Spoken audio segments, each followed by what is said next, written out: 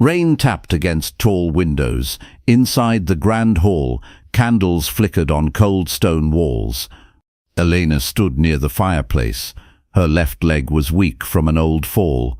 She leaned on her walking stick, trying to stay steady. Her mother's voice cut through the air like ice. "Look at her, Charles. She limps like a broken bird." Elena's chest tightened. She kept her eyes down. Her two sisters laughed behind silk fans. "Who would want damaged goods?" whispered Margaret, the eldest. "Hush," said their father, but his voice held no warmth, no defense for his third daughter. Elena touched the papers hidden in her dress pocket, maps she had drawn in secret, trade routes she had studied for months, plans that could help their lands prosper. But none of them cared what she knew. They only saw her limp. They only saw shame. "We've made our choice," her mother announced. "Lord Adrian of Westmore has agreed to the match." Elena's heart dropped. "But mother, you will marry him next month, and you will live far from here." Her mother's words were final, sharp as winter frost. Margaret smirked. "Poor Adrian, he doesn't know what burden he's getting." "At least she'll be gone," added Rose, the middle sister. "No more embarrassment at court events."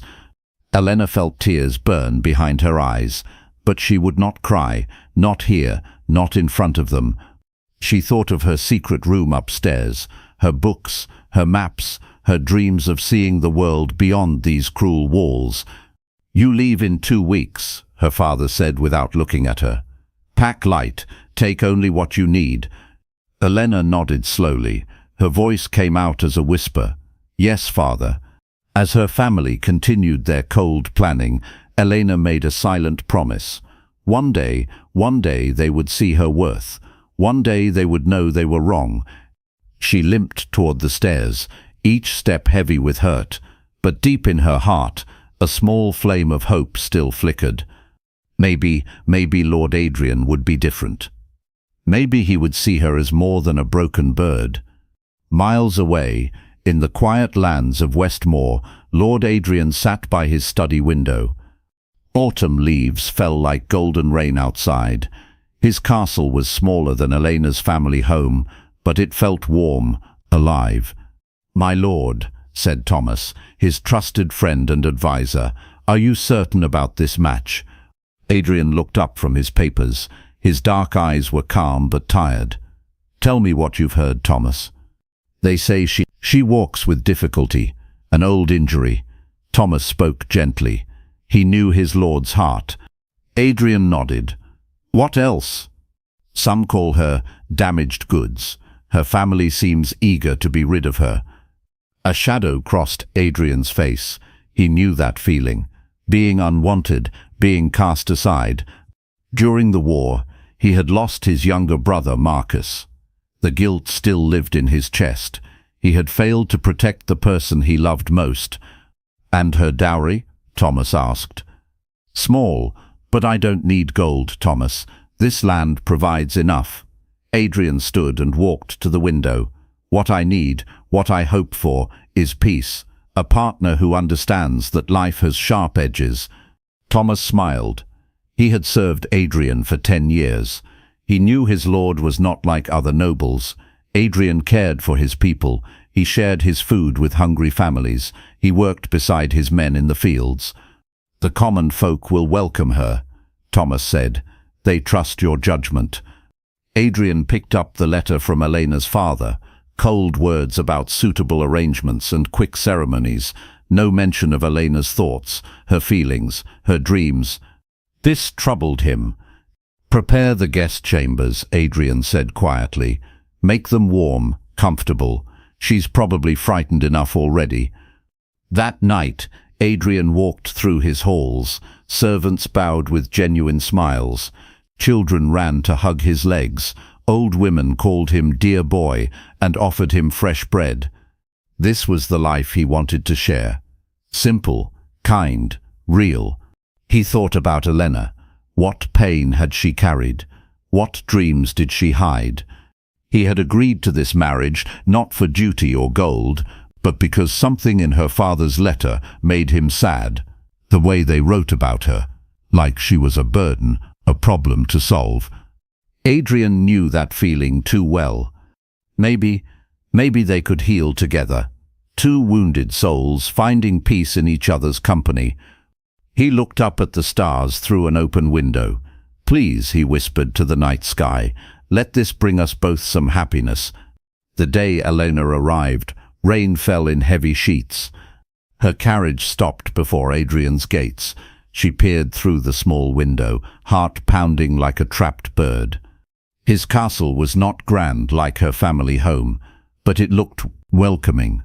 Warm light glowed in many windows. Smoke rose cheerfully from chimneys. Elena pulled her dark cloak tighter. She had practiced this moment for 2 weeks. How to bow without falling. How to speak without stammering. How to hide her fear. The carriage door opened. Rain immediately soaked her shoes. And there he stood. Lord Adrian was tall. Yes. Dark hair, yes. But his eyes were not cruel. They were gentle, almost kind. Elena tried to bow properly. Her walking stick slipped on the wet stones. She stumbled forward. But Adrian stepped quickly forward. He caught her arm with gentle hands. "Careful," he said softly. "These stones are treacherous in the rain."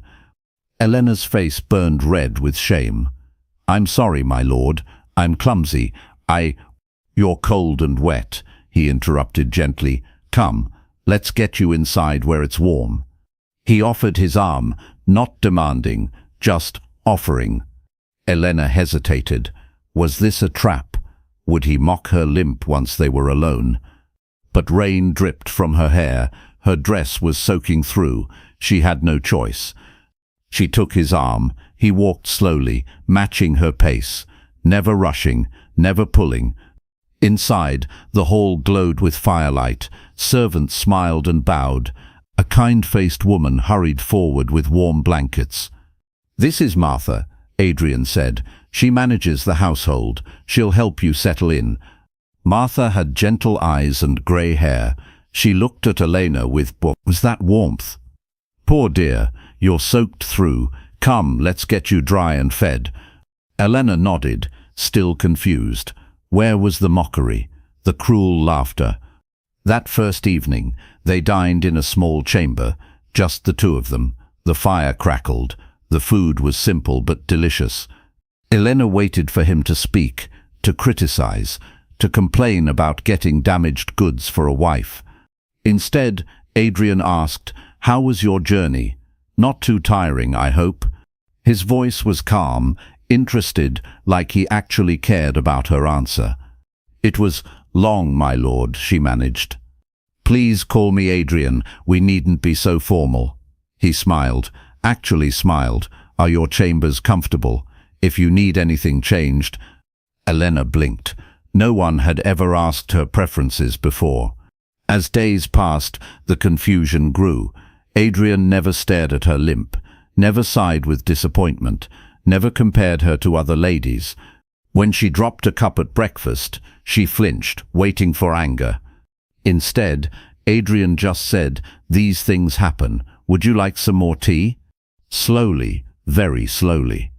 Elena began to breathe again. 3 weeks into her new life, Elena woke to birdsong instead of harsh voices. She dressed carefully and made her way downstairs. Her walking stick tapped softly on stone floors, but here no one winced at the sound. In the great hall, she found Adrian reading reports. Maps spread across the table. Numbers and notes covered the papers. "Good morning," he said, looking up with a smile. "Did you sleep well?" Elena nodded. Then curiosity won over fear. "Are those trade reports?" Adrian's eyebrows rose with interest. "Yes, the harvest numbers from our northern farms. Would you like to see?" No one had ever asked her opinion on such matters before. Elena moved closer, careful not to trip. She studied the papers with sharp eyes. "Your northern route, it goes through Miller's Pass." "Yes. Why?" "That path floods every spring. The merchants lose time and goods." Elena touched the map gently. There's another way, through Sage Valley. It adds 2 days, but it's safer, more reliable. Adrian stared at her, not with mockery, with amazement. How do you know this? Elena's cheeks warmed. I study maps. In my spare time, I know it's not proper for a lady, but... It's brilliant, Adrian interrupted. Show me this route. For the next hour, Elena explained trade patterns she had memorized, seasonal changes that affected travel, better paths that most nobles never considered. Adrian listened to every word, asked thoughtful questions, took notes. You have a gift for this, he said finally, a real talent. Elena's heart fluttered. A gift? Her? That afternoon, Adrian introduced her to his steward, William. Elena has some excellent ideas about our trade routes. I'd like you to hear them. William listened respectfully as Elena shared her knowledge. He nodded and smiled. Brilliant, my lady. Truly brilliant. As days turned to weeks, Elena found herself taking on more tasks. She helped plan supply deliveries. She suggested improvements to storage methods. She even helped settle disputes between merchants. And people began to listen to her. Lady Elena, the baker's wife, would say, "Could you look at these grain orders? You have such a good eye for numbers." Children no longer stared at her limp. Instead, they brought her their small problems, lost toys, hurt feelings.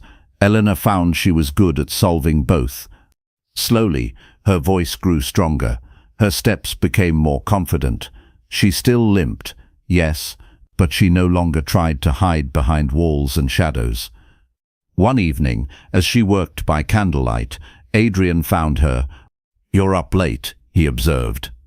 "I'm sorry, I can work somewhere else if—" "No, please, stay." He sat across from her. "I wanted to thank you." "Thank me." "Our trade income has increased by 20% since you arrived. The merchants speak highly of your fairness. The children adore you." His eyes were warm in the candlelight.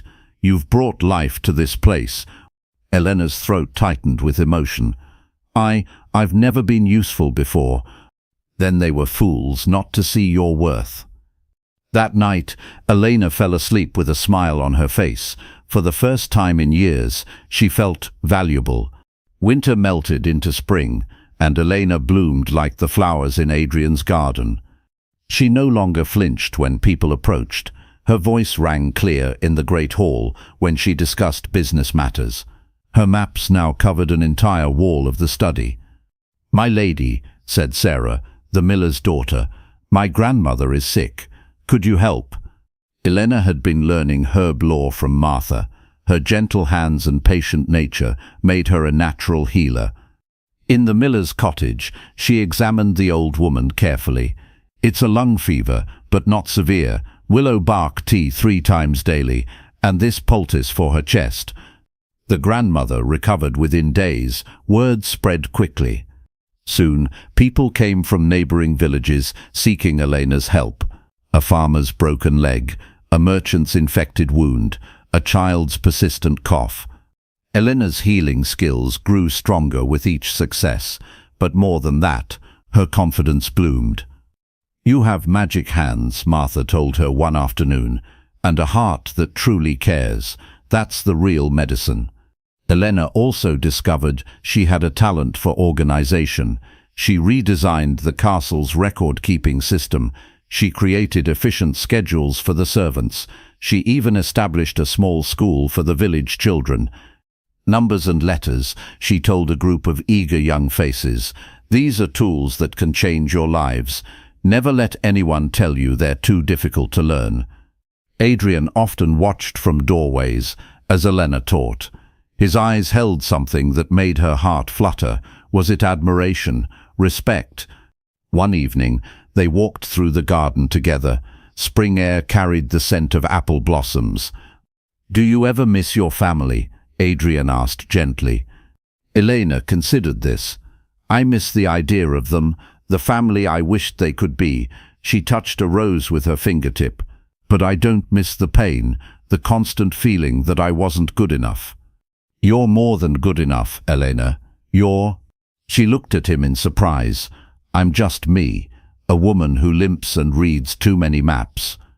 Adrian stopped walking. He turned to face her fully. "You're a woman who heals the sick, who teaches children to read, who increased our prosperity through pure intelligence, who brings kindness wherever she goes." Elena's breath caught. "Adrian, I need you to know something." His voice was serious, honest. "This marriage began as an arrangement, but somewhere along the way, it became so much more." Elena's heart pounded. "What are you saying?" "I'm saying that He paused, seeming to search for the right words. "I'm saying that I care for you, deeply, not as a duty or obligation, but as the woman who makes every day brighter." Tears filled Elena's eyes, but for the first time in years, they were tears of joy. "I care for you too," she whispered, "more than I ever thought possible." That night, Elena looked at herself in her chamber mirror. The same face looked back. The same limp would be there tomorrow, but everything else had changed. She was no longer the broken bird her family had cast aside. She was Elena of Westmore, healer, teacher, advisor, beloved. She was finally, truly, home. Summer brought long golden days to Westmore. Elena and Adrian fell into comfortable rhythms together. Morning brought shared breakfast by the garden window. They discussed the day's plans over fresh bread and honey. Adrian valued her opinions on everything from crop rotation to diplomatic matters. "The merchants from Eastport want to renegotiate their contracts," Adrian mentioned one morning. Elena set down her teacup thoughtfully. "They're probably struggling with the new port taxes. What if we offered longer payment terms in exchange for exclusive rights to their finest wool?" Adrian smiled. "Brilliant as always. Will you handle the negotiations?" Elena's heart swelled. 6 months ago, she had been considered unfit for any important task. Now Adrian trusted her with major business decisions. Their evenings were Elena's favorite time. They would sit by the fire, sometimes reading, sometimes talking quietly about their days. One night, Adrian shared stories about his brother Marcus. "He was younger but braver than me, always jumping into rivers to save drowning kittens, always standing up for smaller boys." Elena listened with a gentle heart. "Tell me about the day you lost him." Adrian's voice grew soft. "Battle of Thornfield. I was supposed to watch his back, but I got separated in the fighting. He stared into the flames. When I found him, it was too late." Ala reached over and took his hand. "It wasn't your fault, Adrian." "Wasn't it? I promised our mother I'd keep him safe." "War makes promises impossible to keep. Marcus chose to fight. He chose to be brave. That's not your burden to carry." Adrian squeezed her hand gratefully. "How do you always know the right words?" "Because I know what it feels like to carry blame that isn't yours," Elena said quietly. "For years, I believed my family's words, that I was damaged, worthless, a burden. And now?" Elena smiled. "Now I know better. My worth isn't determined by their cruelty or by this limp. It's determined by how I choose to live, how I choose to love." Adrian lifted her hand and kissed it gently. "I love how you choose to live, Elena. I love your brilliant mind and your caring heart. I love your strength and your gentleness." Elena's breath caught. "Adrian, I love you," he said simply, "not as my arranged wife, but as the woman who saved me from a life of loneliness and regret." Tears sparkled in Elena's eyes. "I love you too, with everything I am." They moved closer together on the settee. Adrian cupped Elena's face gently in his hands. "May I kiss you?" he asked softly. Elena nodded, her heart racing. Their first kiss was tender, sweet, full of all the words they hadn't yet spoken, all the promises they wanted to make. When they separated, Elena felt like she was glowing from within. "I never thought I could be this happy," she whispered. Neither did I, Adrian replied, resting his forehead against hers. But here we are. Outside their window, stars sparkled like scattered diamonds. Inside, two hearts that had been broken were finally beautifully whole. On a crisp autumn morning, a royal messenger arrived at Westmore's gates. Elena was in the garden gathering herbs for her healing work. She heard the commotion and hurried to the courtyard, her walking stick tapping urgently on the stones. The messenger bore the seal of King Robert himself. Adrian read the official document with growing amazement. "What does it say?" Elena asked, her heart beginning to race. Adrian looked at her with wide eyes. "Elena, who exactly are you? What do you mean?" "This letter, it's about Princess Elena Marguerite, daughter of the late Queen Isabella. She disappeared as a child after a terrible accident." Eleanor's world tilted. That's impossible." But memories began flooding back. Memories she had buried deep. A beautiful woman with kind eyes singing lullabies. A golden crown catching sunlight. A terrible fall down marble stairs. "The accident," she whispered. "I was running through the palace. I fell my leg." Adrian read further. "It says here that after the accident, a grieving nobleman took the injured princess away, claimed he could provide better care away from court politics." Elena sank onto a garden bench, her mind reeling. "My father, the man I called father, he isn't—" "According to this, your real father was King Robert's younger brother. When he died in battle, certain nobles wanted to prevent your claim to the throne. The accident provided the perfect opportunity to hide you away." Elena's hands shook. "All these years they knew who I really was, and they still treated me like an embarrassment," Adrian finished gently, "because a limping princess threatened their political plans." The messenger cleared his throat. "Your Highness, the king requests your immediate return to court. There are matters of succession that require your attention." Elena looked up at Adrian with frightened eyes. "What does this mean for us?" Before Adrian could answer, another commotion arose at the gates. Elena's heart sank as she recognized the approaching carriage. Her adoptive family had come to Westmore. Her mother stepped out first, dressed in fine silks, but wearing a cold expression. Margaret and Rose followed, their faces twisted with barely concealed anger. "So," her mother said sharply, "the crippled girl thinks she's royalty now?" Elena stood slowly, leaning on her walking stick, but for the first time she didn't cower under their cruel gaze. "Mother," she said quietly, "or should I say, Lady Catherine, since you're not actually my mother at all." Margaret stepped forward with a sneer. "Royal blood or not, you're still the same limping failure. Do you think a crown will fix that twisted leg?" Elena felt Adrian move protectively beside her, but she lifted her hand, signaling that she could handle this herself. "You're right, Margaret. I still limp. I probably always will." Elena's voice grew stronger. "But I've learned something important since leaving your house." "What's that?" Rose asked mockingly. Elena smiled, a real, confident smile. "I've learned that my worth has nothing to do with how I walk, and everything to do with how I choose to live." She looked at each of them in turn, these people who had tormented her for years, who had made her believe she was worthless. "I've healed the sick, I've taught children to read, I've helped this land prosper through fair trade and honest dealing, I've earned respect through kindness and intelligence." Elena stepped closer, no longer the frightened girl they remembered. "You taught me that I was broken, but you were wrong. I was never broken.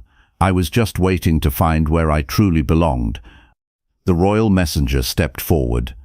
"Your Highness, we really must depart for the capital." Elena looked at Adrian with worried eyes. Will you come with me?" Adrian took her hand firmly. "Wherever you go, I go. We face this together." As they prepared to leave for court, Elena felt a mixture of fear and excitement. Her past was finally clear, her future was uncertain. But one thing she knew for sure, she was no longer afraid of who she was. The royal court buzzed with whispers when Ellen arrived. She walked through the great throne room, her walking stick tapping against polished marble floors. Nobles turned to stare, some with curiosity, others with barely hidden contempt. "Is that really her?" she heard someone whisper. "The lost princess? But look how she walks. Such a shame, royal blood wasted on damaged goods." Elena felt the old familiar sting of judgment, but this time something was different. Adrian walked beside her, proud and unwavering, and more importantly, she knew her own worth now. King Robert sat upon his golden throne, an elderly man with kind eyes that reminded Elena of someone, herself perhaps. "Princess Elena," he said warmly, rising to greet her. "My dear niece, you have your mother's eyes." Elena curtsied carefully, managing not to stumble. "Your Majesty, I'm honored to meet my true family at last." The king stepped down from his throne and embraced her gently. "The honor is mine, child. I've searched for you for 20 years. But not everyone in the court was pleased by Elena's return. Duke Harrison, a cruel-faced man with calculating eyes, stepped forward. "Your Majesty, surely we must consider the princess's condition." "What condition?" the king asked sharply. "Her injury, her inability to perform royal duties as expected. Perhaps it would be kinder to let her remain in her simple country life." Murmurs rippled through the crowd. Elena felt heat rise in her cheeks. Here it was again, the same old song. She wasn't good enough, not perfect enough, not whole enough. But then Elena remembered Sarah, the miller's daughter, thanking her for saving her grandmother's life. She remembered the village children reading their first words under her patient teaching. She remembered Adrian's eyes when he told her she was extraordinary. Elena stepped forward, her voice clear and strong. "Duke Harrison raises an interesting point," she said calmly. "He questions whether I can perform royal duties." The Duke smirked, thinking he had won. Elena continued, "Perhaps we should examine what royal duties truly are." She moved to the center of the room, all eyes upon her. "Is it royal to heal the sick? Because I have saved dozens of lives with these hands." She held up her hands confidently. "Is it royal to educate the common people? Because I have taught an entire village to read and write." Her voice grew stronger with each word. "Is it royal to increase prosperity through wisdom and fair dealing? Because I have improved trade relations and increased revenue by 30%. Gasps echoed through the room. These were impressive accomplishments for anyone, let alone a woman they had dismissed as worthless. Elena looked directly at Duke Harrison. "You judge me by my limp, but a true ruler is measured by their service to their people, not by how gracefully they can dance at court." She turned to address the entire assembly. "I may walk differently than you expect, but I think clearly, I act with compassion, I lead with wisdom. These are the qualities that matter in a ruler." King Robert beamed with pride, spoken like a true princess, like true royalty. But Elena wasn't finished. She looked back at her adoptive family, who stood in the corner with sour expressions. "Lady Catherine, Lord Charles, you taught me that I was worthless because of my injury. You made me believe that my value as a person depended on having a perfect body." Elena's voice carried across the silent room. "But you were wrong, completely, utterly wrong. My worth comes from my actions, my character, my heart, and by those measures," Elena smiled confidently, "I am priceless." The throne room erupted in applause. Nobles who had whispered cruel words moments before now clapped with genuine respect. Duke Harrison's face flushed red with embarrassment. Lady Catherine looked as though she had swallowed something bitter. King Robert approached Elena with tears in his eyes. "My dear, you are everything a princess should be, everything a ruler should be.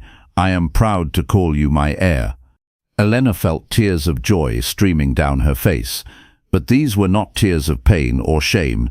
These were tears of triumph, of recognition, of finally truly coming home.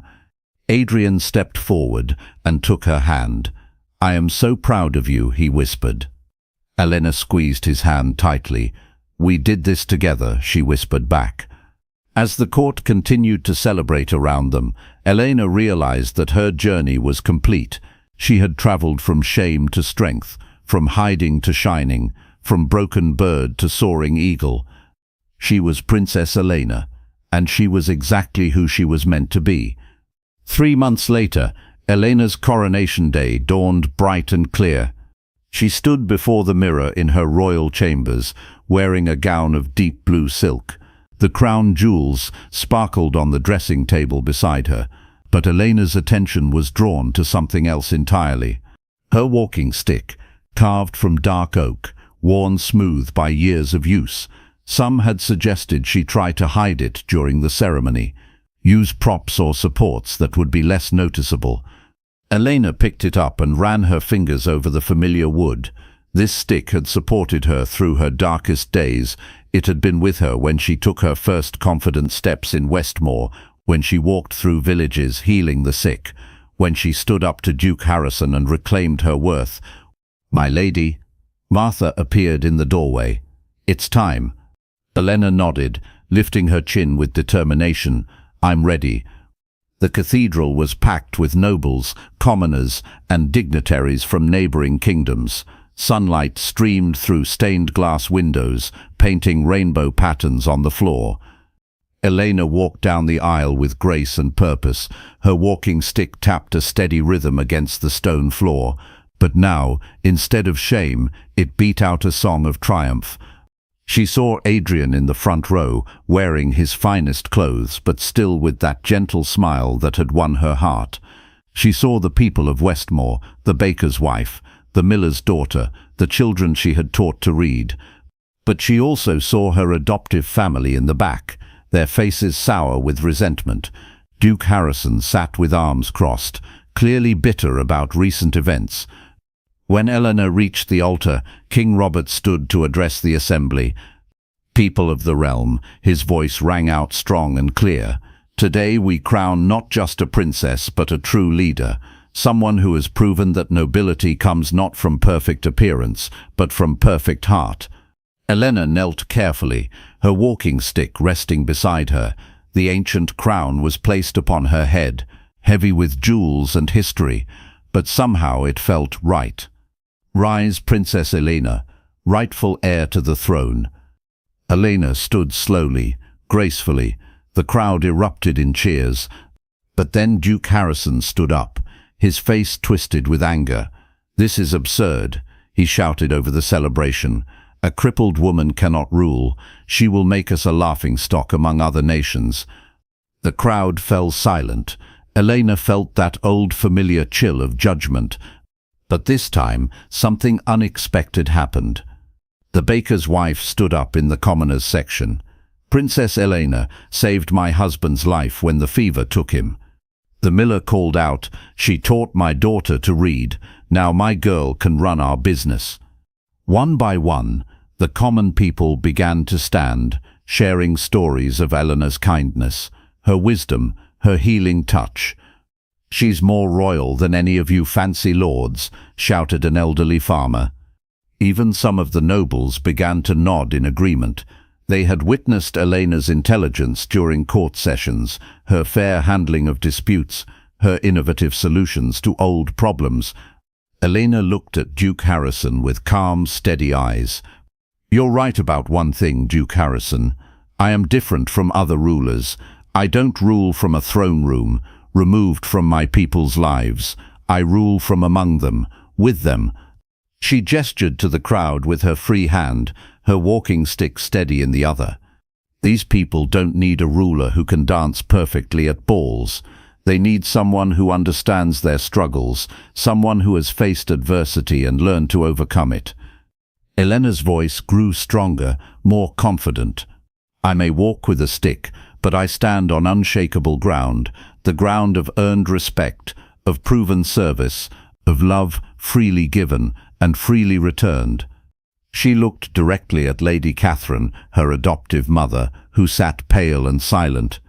"You taught me to be ashamed of my differences, but my differences are what make me strong, what make me wise, what make me, me." The crowd erupted in the loudest cheer yet. Even hardened nobles found themselves clapping with genuine enthusiasm. Duke Harrison sank back into his seat, defeated. Lady Catherine and her family looked around nervously as other nobles distanced themselves from their obvious cruelty. King Robert placed his hand on Eleanor's shoulder. "Princess Eleanor speaks truth. She has already proven herself a leader beyond measure." Eleanor smiled, feeling the weight of the crown, but also the lightness of complete acceptance.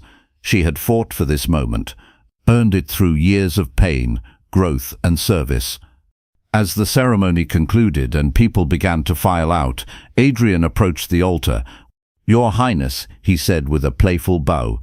"My lord," Eleanor replied with equally playful formality. Then they both laughed, and Adrian took her hand. "How does it feel to be royalty?" he asked.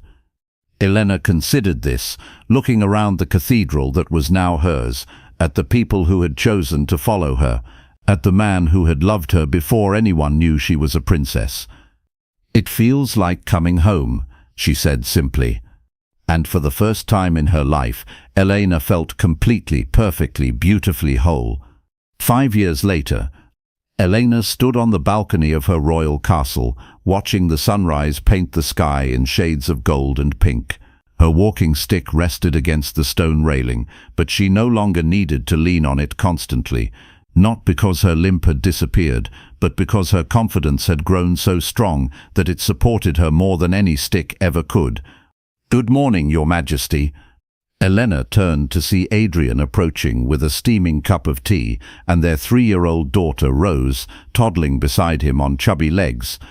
"Mama," Rose squealed, running to wrap her arms around Eleanor's legs. Alina scooped up her daughter, marveling as always at this perfect little person. Rose had Adrian's dark eyes and Alina's curious mind, and thankfully no sign of her mother's limp, though Alina would love her just as fiercely if she had. "How are the morning reports?" Adrian asked, settling beside them on the balcony. "Excellent. The new trade route through Sage Valley has increased our prosperity by 50%. The healing centers in every village are reducing illness dramatically, and Elaine smiled proudly. Our literacy rate is now the highest in all neighboring kingdoms." Adrian kissed her temple gently.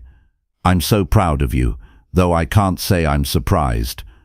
Below them, the castle courtyard buzzed with activity.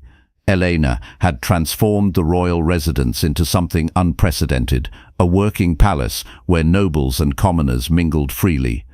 Children attended school in the East Wing, healers trained in the medical quarters. The Great Hall hosted trade negotiations alongside royal ceremonies. "Mama, tell story," Rose demanded, settling into Elena's lap.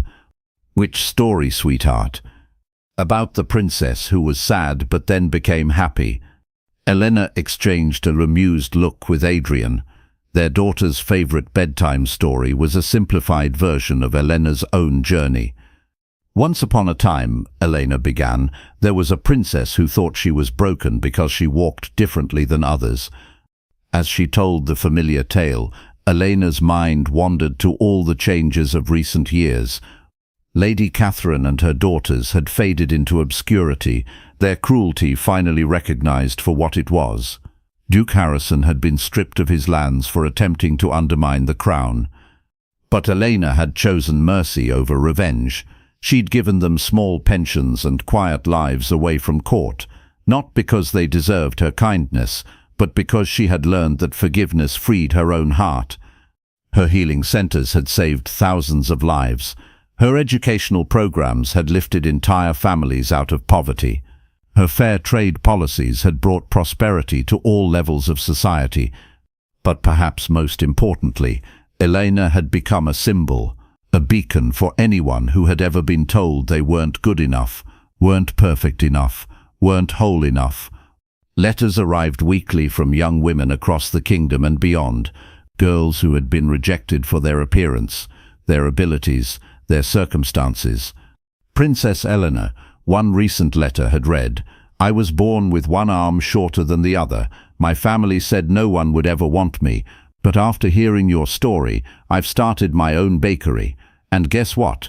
People don't care about my arm, they just love my bread." These letters filled Elena's heart more than any crown jewel ever could. And the princess learned that being different wasn't a curse. Elena continued Rose's favorite story. It was a gift, because her differences helped her understand other people who were hurting.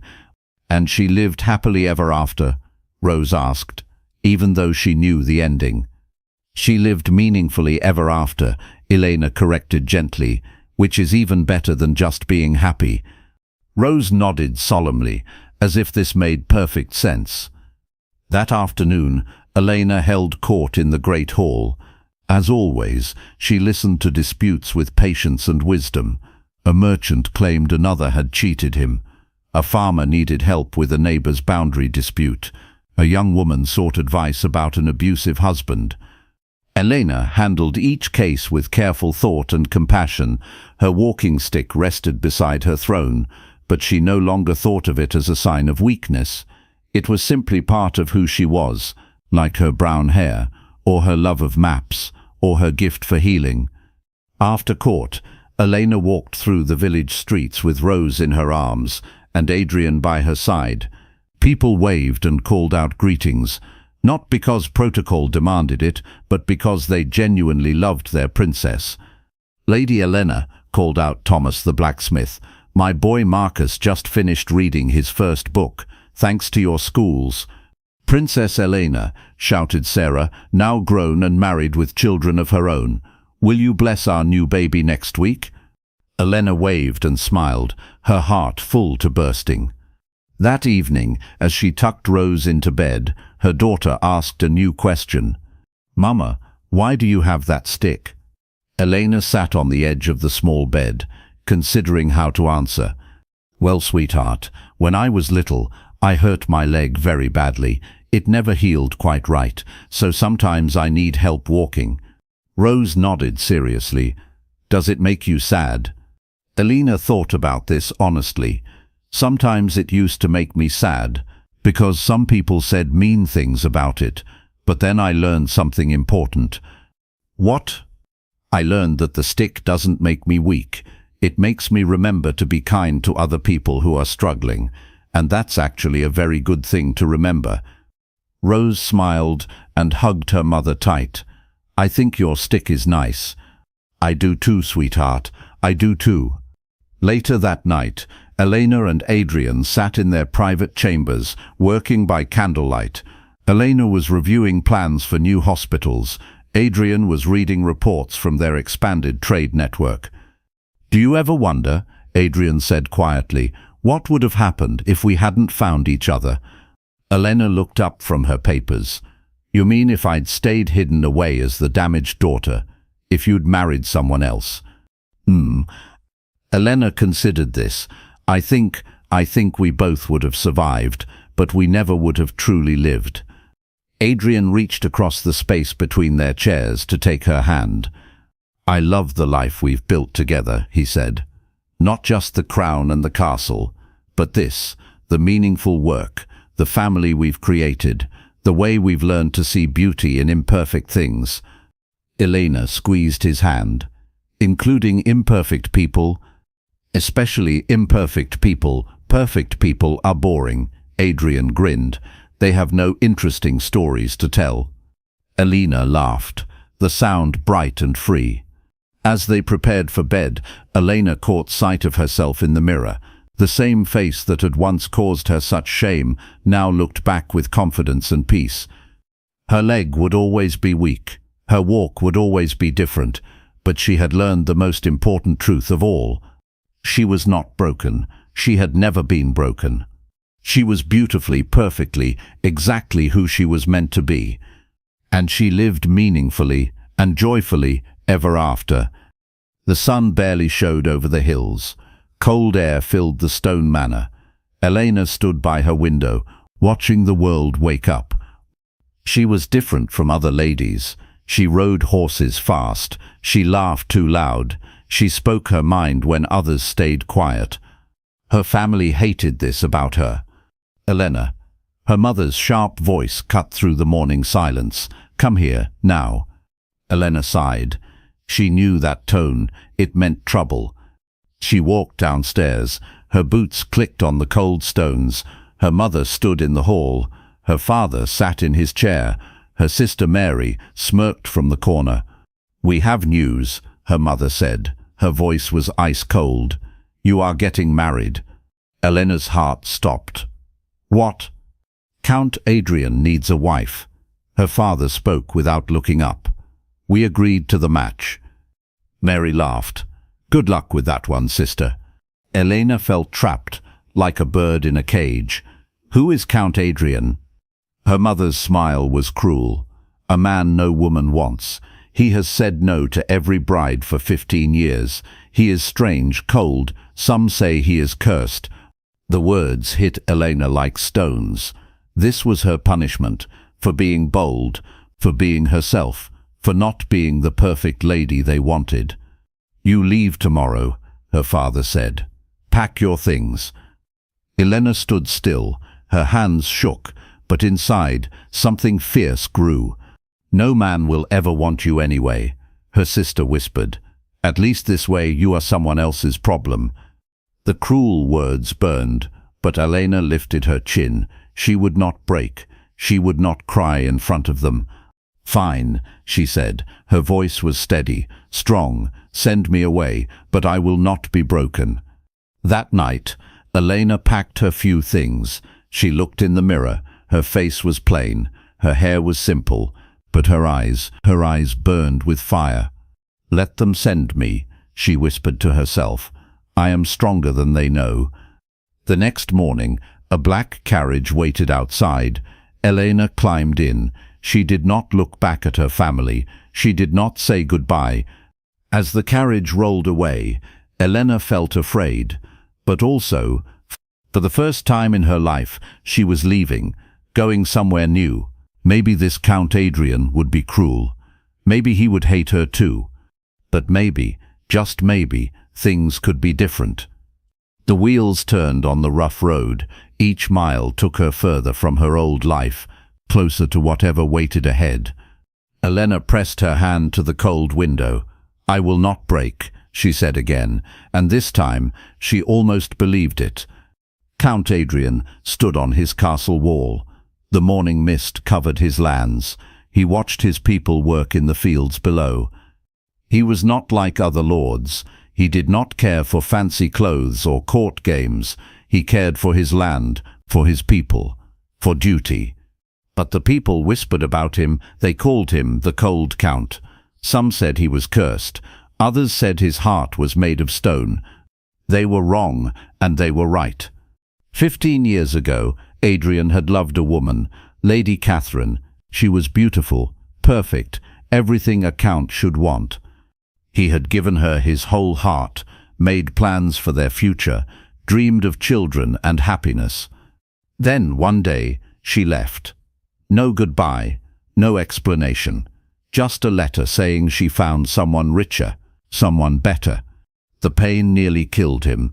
Adrian locked his heart away. He swore never to love again, never to trust again. Every family tried to match their daughters with him. Rich fathers came with offers. Beautiful women smiled and flattered him. Adrian said no to them all. I will never marry, he told his advisor Thomas. Love is a lie, marriage is a trap. But Thomas was wise. He knew Adrian's heart was not truly dead, just sleeping. My lord, Thomas said one day, there is a new offer from the Whitmore family. Adrian barely looked up from his papers. No, as always. But sir, this girl is different. They say she is unwanted, plain, too bold for proper society. Something in those words made Adrian pause. Unwanted. He knew that pain. They are trying to get rid of her, Thomas continued. She has no other options.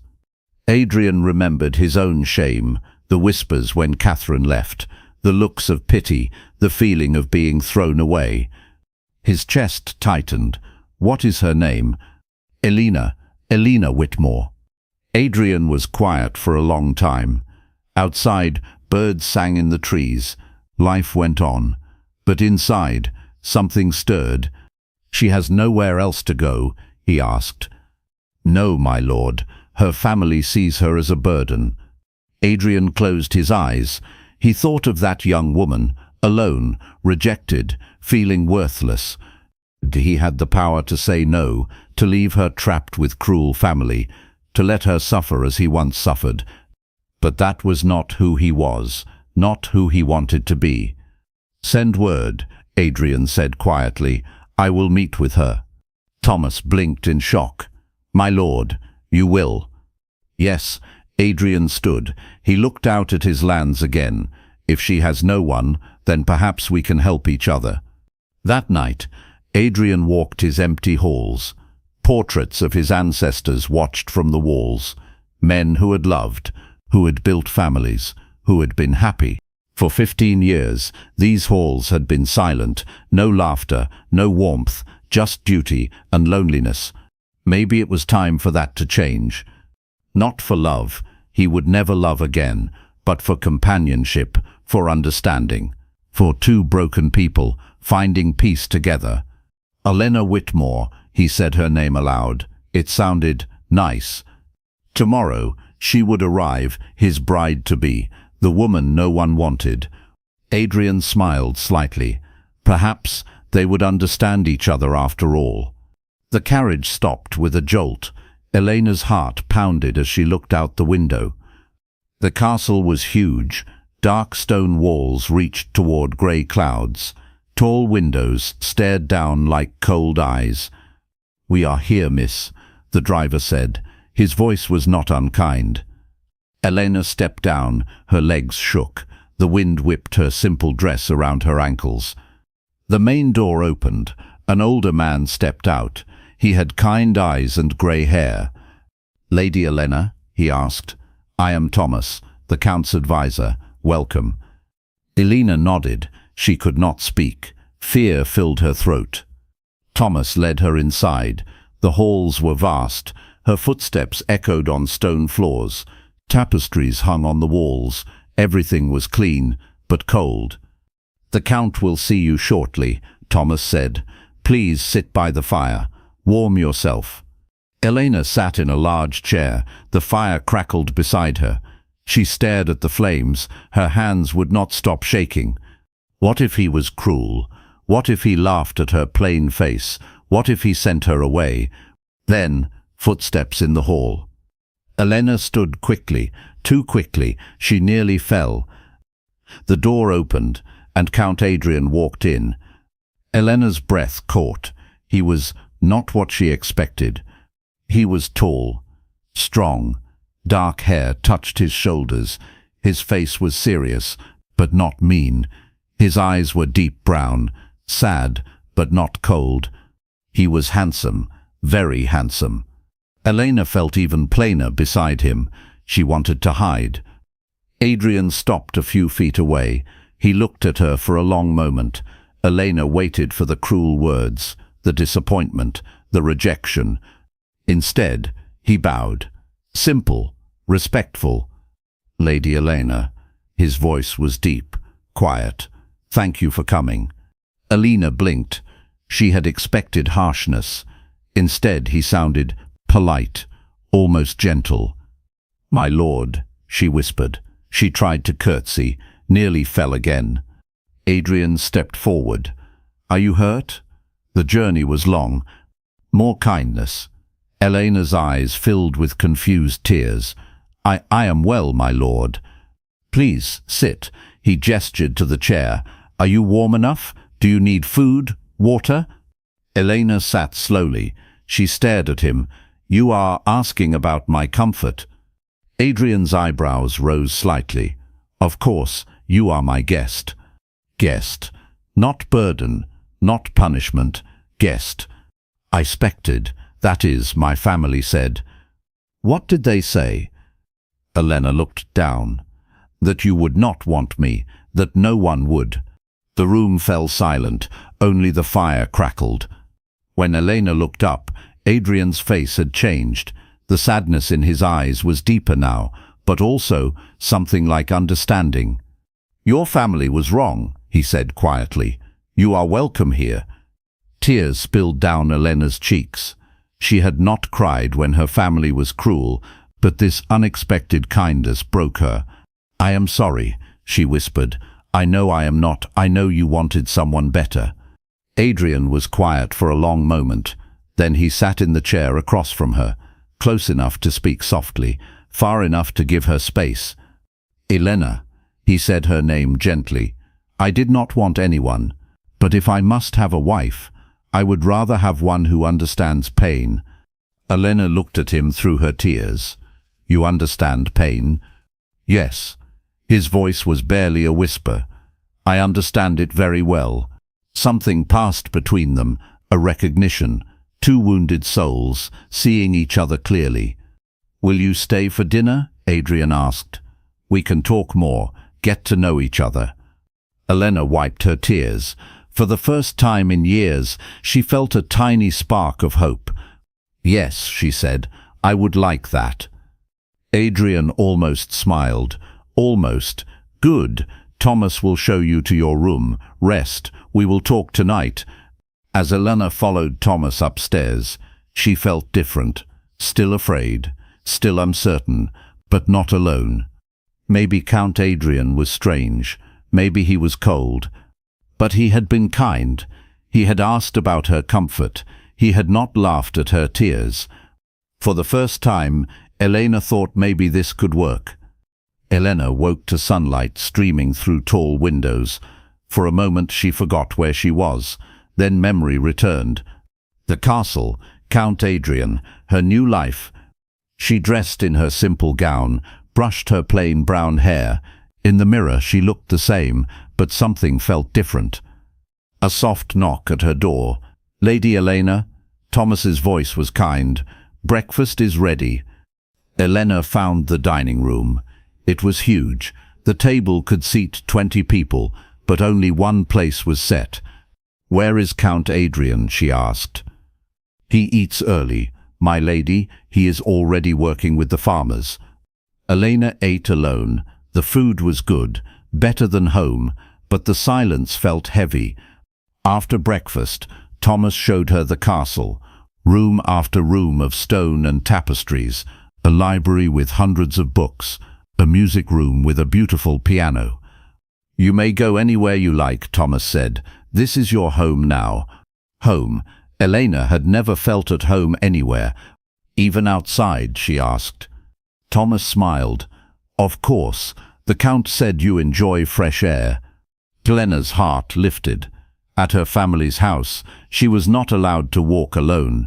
Too improper, too bold. She spent the morning exploring the gardens.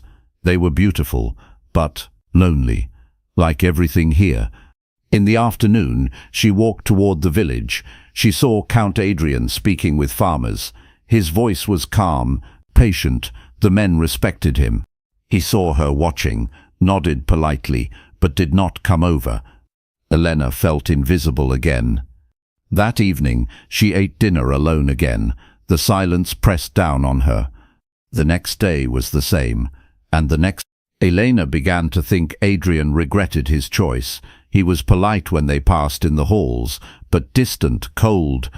On the fourth day, Elena could not stand it anymore. She found Thomas in the library. "Does Count Adrian hate me?" she asked. Thomas looked surprised. "Hate you? No, my lady. Why would you think that? He avoids me. We barely speak." Thomas's face softened. "The Count is not used to company. He has lived alone for many years. Then why did he agree to marry me? Perhaps you should ask him yourself." That evening, Elena did something bold. Instead of eating alone, she went to Adrian's study. She knocked softly. "Count Adrian, may I speak with you?" The door opened. Adrian stood there, papers in his hand. He looked surprised. "Elena, is something wrong?" Elena's courage almost failed, but she pushed on. I wonder if I could eat dinner with you tonight. Adrian blinked. You want to eat with me? Yes, if thee to... For a moment, Adrian just stared at her. Then something in his face shifted. Of course, he said. I would like that. Dinner was quiet at first, but slowly they began to talk about the weather, the castle, the village. The farmers seem to respect you, Elena said. I try to be fair, to listen to their needs. That is good. My father never listened to anyone. Adrian looked at her. Your family was not kind to you. It was not a question. Elena nodded. They thought I was wrong, too loud, too bold. And what do you think? Elena paused. No one had ever asked her that. I think I am who I am. I cannot be someone else. Adrian was quiet for a long moment. Then he said, I would not want you to be someone else. Elena's heart skipped. You would not? No, the world has enough quiet, proper ladies. Perhaps it needs more bold ones. For the first time since arriving, Elena smiled, really smiled. And for just a second, Adrian smiled back. Days turned into weeks. Elena settled into castle life, but she could not just sit idle. She noticed things. The cook's daughter was sick with fever. The young maids could not read. The village children had no school. Elena had always been good at helping others. At home, her family called it meddling. Here, maybe it could be useful. She started small. She made soup for the sick child, sat by her bed, read her stories. You have a gentle touch, the cook said, tears in her eyes. My Anna is better already. Elena's heart warmed. I am glad to help. Next, she offered to teach the maids to read. They were nervous at first. A lady teaching servants. It was not proper. But Elena did not care about proper. Reading opens doors, she told them. Every woman deserves that chance. Soon, 5 young women gathered in the library each evening. Elena taught them letters, words, simple sentences. Their joy, when they read their first full page, it filled Elena with purpose. Count Adrian noticed. He said nothing, but she saw him watching from the doorway, sometimes. One morning, Elena walked to the village. An old woman sat crying outside her cottage. What is wrong? Elena asked. My grandson. He cut his hand badly. I do not know how to help him. Eleni had watched her grandmother tend wounds. She knew about herbs, about cleaning cuts, about stopping bleeding. May I look? She asked. The woman nodded desperately. Elena cleaned the wound, applied healing herbs, wrapped it carefully. The boy's pain eased. You saved his hand, the grandmother whispered. Thank you.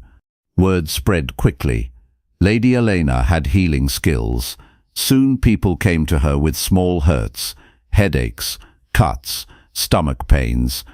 Elena helped them all. She felt useful, needed, important.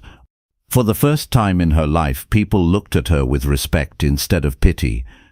One evening, Count Adrian found her in the library.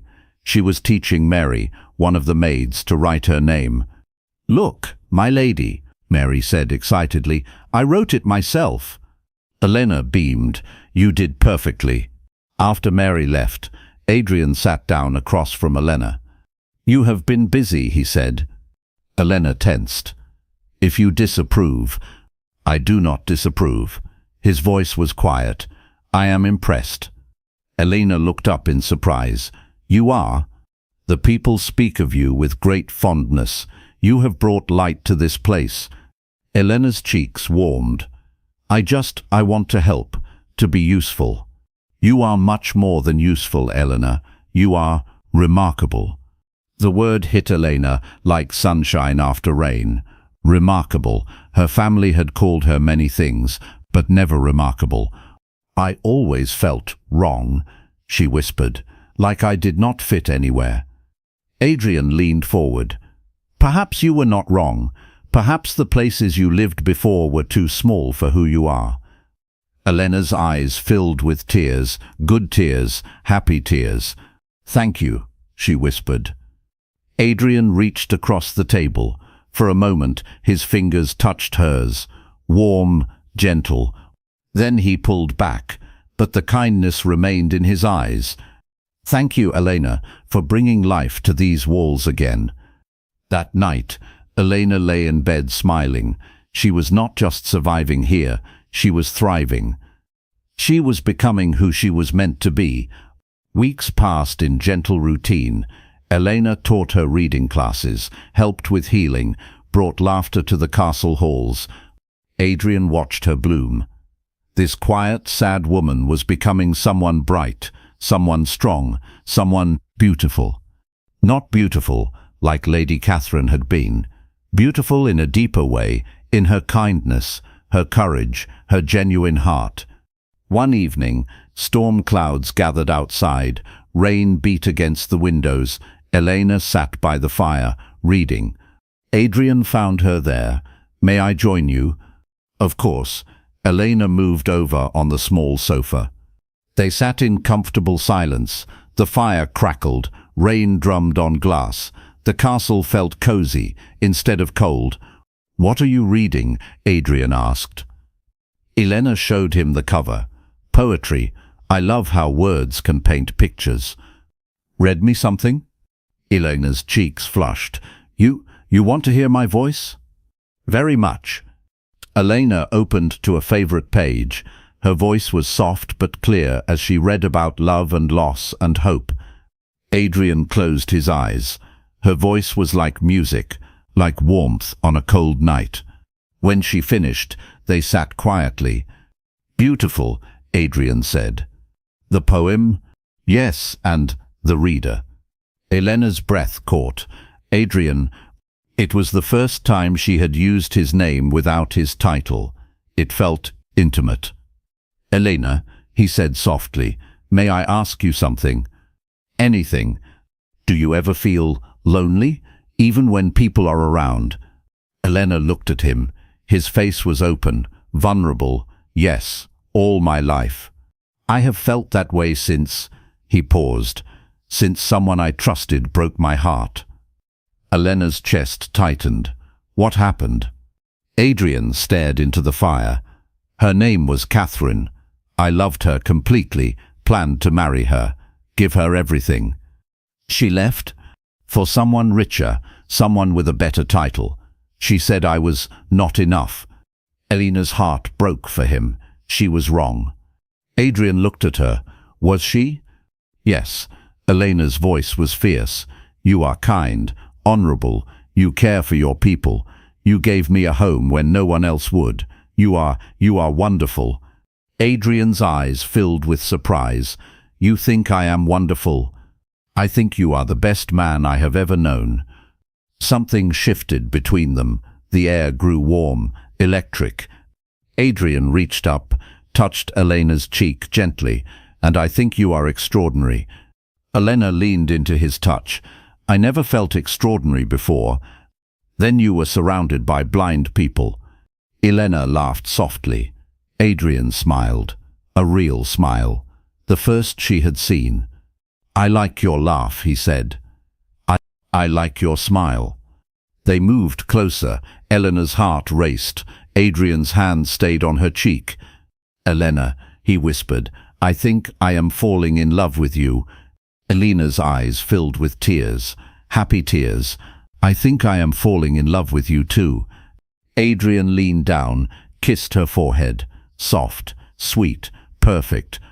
"I never thought I would feel this way again," he said. "I never thought I would feel this way at all."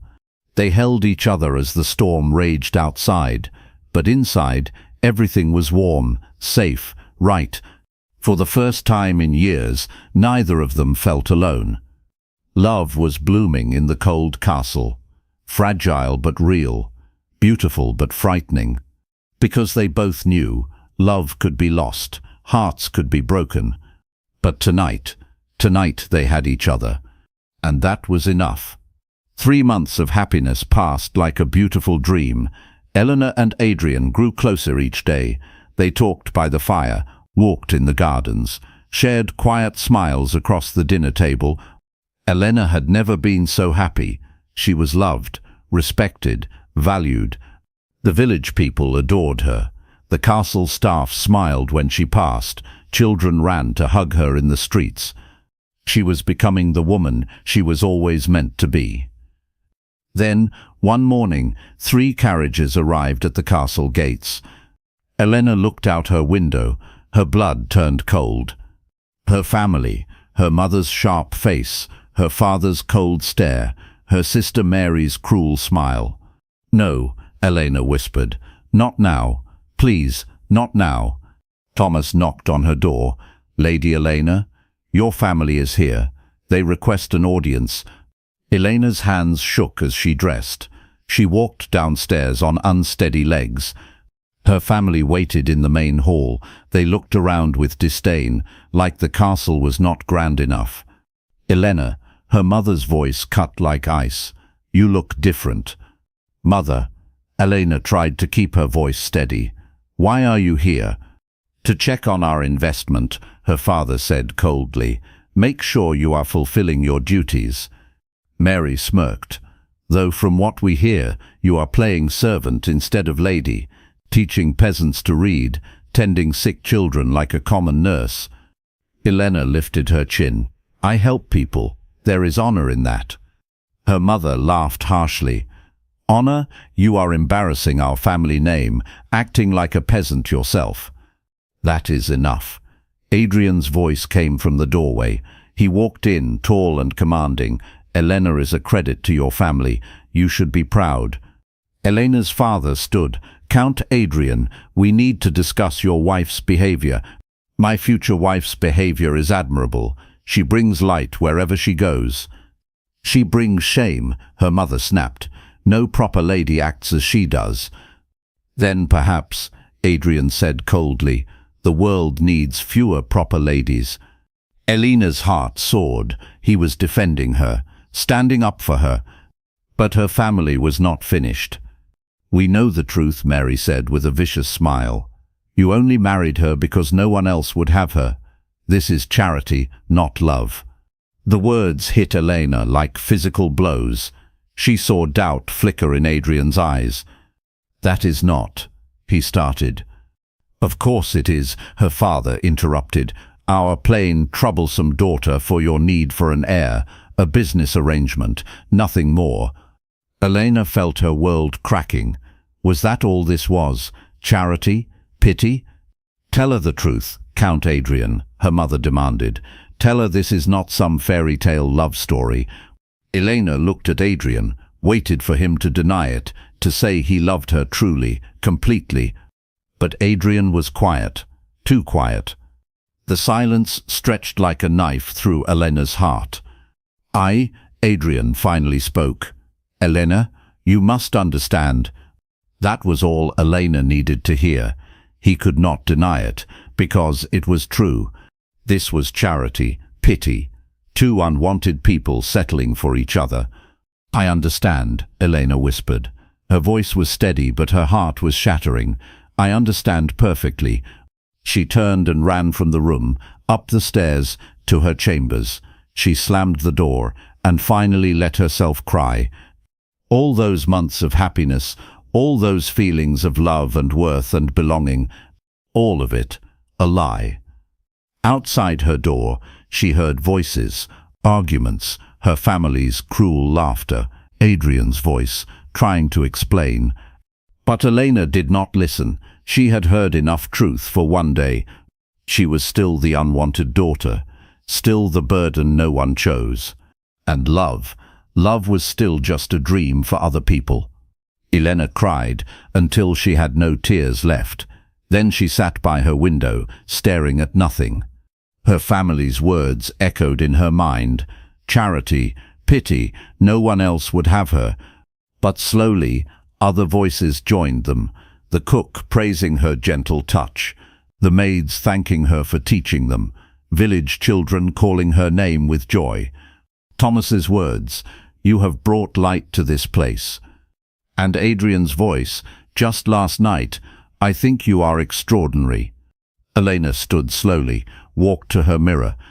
The face looking back was still plain, still simple, but the eyes were different now. They were the eyes of a woman who had healed the sick, who had taught the illiterate, who had brought laughter to sad places.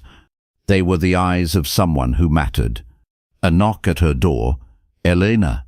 Adrian's voice, soft with pain. "Please, let me explain." Elena opened the door.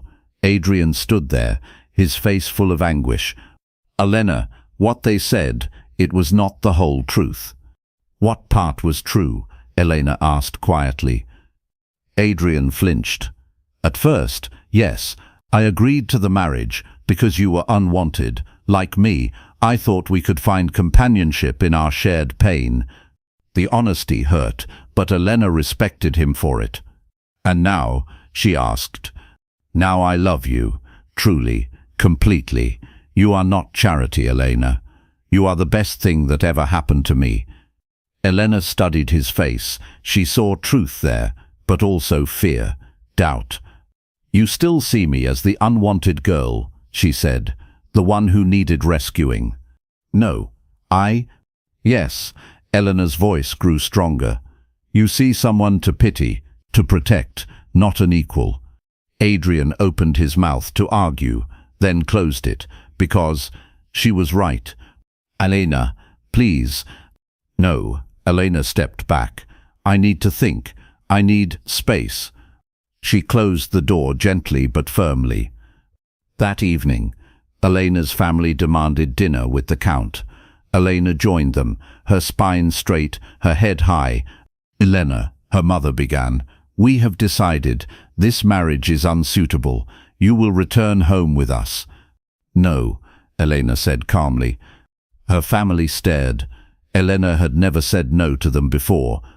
"Excuse me," her father's voice was ice. "I said no." Elena's voice was steady, strong. "I will not return with you." "You have no choice," Mary laughed. "You are nothing without us, nothing without him." She gestured at Adrian. Elena stood. Every person in the room looked at her. "You are wrong," she said clearly. "I am Elena. I heal the sick. I teach the illiterate. I bring joy to sad children. I am valued here, respected here, loved here. By servants and peasants," her mother sneered. "By good people with kind hearts, which is more than I can say for you." The room fell silent. Elena's family looked shocked. Adrian stared at her with something like awe. Elena turned to her family. "You threw me away because I did not fit your narrow vision of what a woman should be, but I have found my place, my purpose, my worth." She looked at each of them in turn. "I am not your burden anymore. I am not anyone's burden. I am a woman with value, with skills, with love to give." Her father stood angrily. "You ungrateful." "I am grateful," Elena interrupted. "Grateful you sent me away, because it brought me here, to a place where I can be myself." Elena turned to Adrian. "And you, I love you, but I will not be your charity case. I will not be the woman you settled for. If you want me as an equal, or not at all." Adrian rose slowly. His eyes were bright with admiration, with love, with respect. "Elena," he said, his voice rang through the hall, "you are not my charity. You are my salvation. You are not the woman I settled for. You are the woman I choose, every day, with my whole heart." He walked to her, took her hands. "You are my equal in every way, my partner, my love, my extraordinary wife." Elena's eyes filled with tears, but she was not finished. She turned back to her family one last time. "I forgive you for the years of cruelty, for making me believe I was worthless, but I will never again let anyone make me feel small." Elena stood tall, proud, strong. "I am Elena, and I know my worth." The room erupted. Her family argued and threatened, but Elena did not flinch. She had found her voice, her strength, her truth, and she would never be silent again. Elena's family left the next morning in fury. They threatened to spread rumors, to ruin her reputation, to make her regret her defiance. Elena watched their carriages disappear and felt free. "Are you sad?" Adrian asked, standing beside her. "No," Elena said. "I am relieved." That afternoon, the village held its harvest festival. Elena and Adrian walked through the celebration together. "Lady Elena," children called out, running to hug her. "Will you tell us a story?" "Lady Elena," an old woman approached. "My arthritis is better since you gave me that herb mixture." Lady Elena, a young mother, smiled. "My daughter read her first book yesterday. Thank you for teaching her." Everywhere they went, people greeted Elena with genuine love, with respect, with gratitude. "They adore you," Adrian said softly. "They see me," Elena replied. "The real me, not what I should be, what I am." That evening, the castle held its own celebration. The great hall filled with laughter and music. Servants and lords mingled freely. Everyone was welcome. Elena moved through the crowd, ensuring everyone had food and drink, making sure no one felt left out. "She is remarkable," Thomas said to Adrian. "In 6 months, she has transformed this place." Adrian watched Elena laughing with the children, teaching an old man to dance, wiping tears from a young woman's eyes. "She transformed me too," Adrian said quietly. As the evening wound down, Adrian stood before the crowd. "Friends," he called out. The hall grew quiet. 6 months ago, a remarkable woman came to our castle. Some said she was unwanted, unwelcome. They were wrong. Elena blushed as every eye turned to her. "Lady Elena has brought light to our darkest corners, hope to our hardest days, love to our loneliest hearts."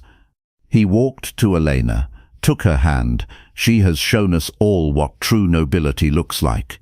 It is not in titles or wealth. It is in kindness, in service, in lifting others up."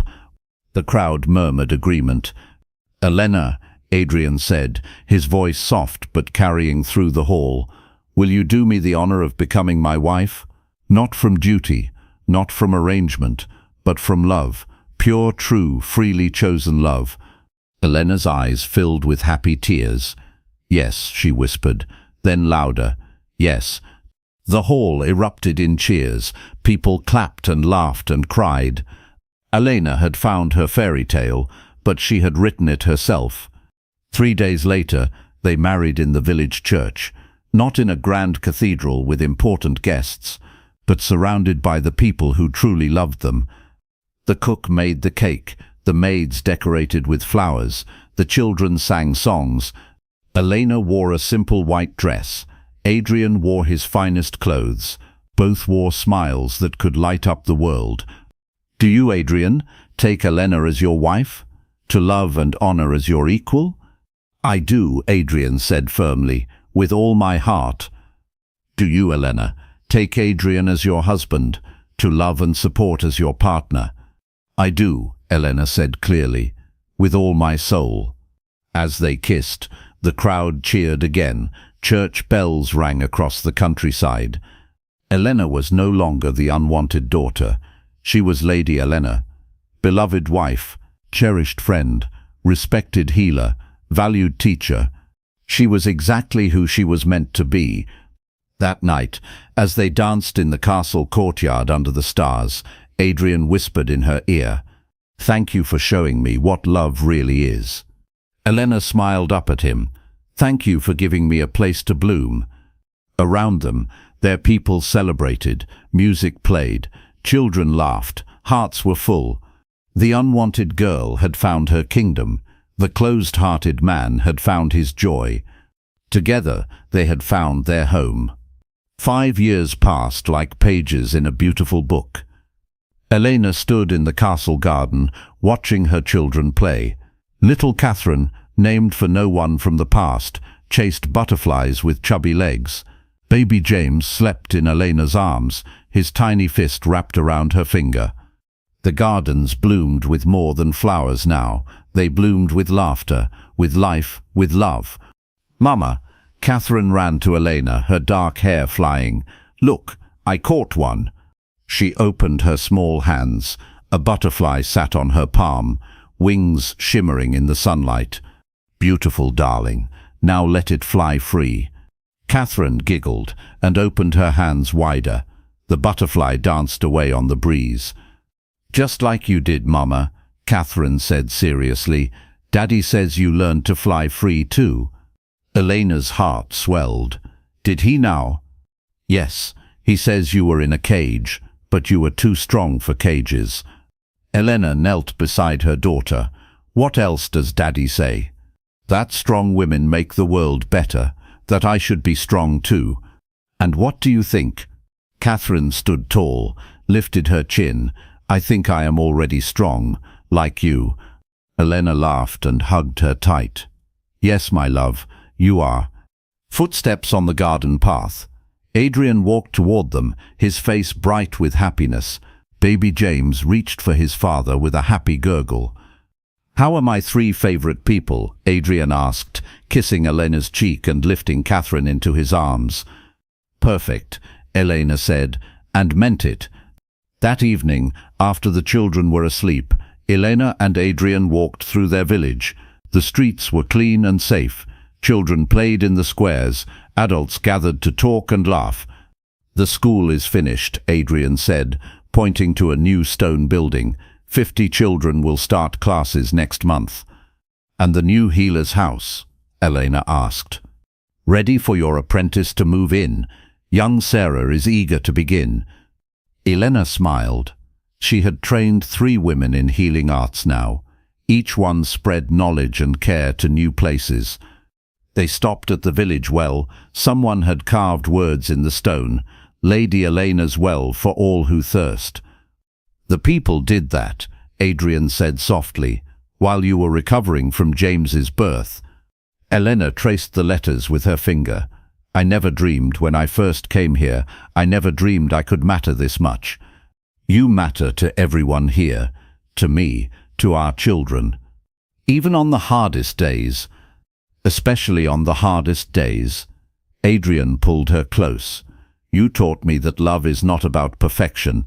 It is about choosing each other, every single day." Elena leaned into his embrace. "I choose you, today and always. And I choose you, my extraordinary wife." Above them, stars filled the dark sky.